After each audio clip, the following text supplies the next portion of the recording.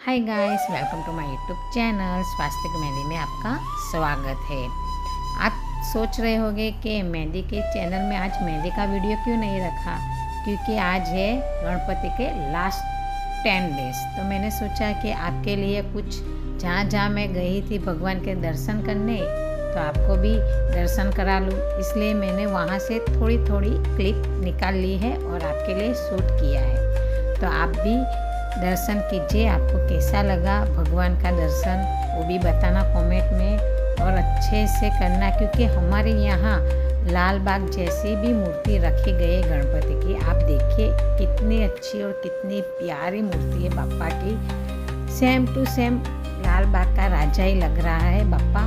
तो आप देखिए, आपको अच्छा लगेगा तो फुल वीडियो वॉच कीजिए और प्यार दीजिए मुझे भी, और दर्शन भी कीजिए बाप्पा के। कल मैं आपके लिए न्यू मेहंदी वीडियो बनाऊंगी। आज पूरा वीडियो बाप्पा पे है, और जिस जगह पे मैंने शूट नहीं की उधर बाप्पा के फोटो मैंने जरूर ली है आपके लिए। तो आप देखिए और लाइक कीजिए और दर्शन भी फुल करना वीडियो के। गणपति बाप्पा मोरिया, अगले बरस तू जल्दी आ।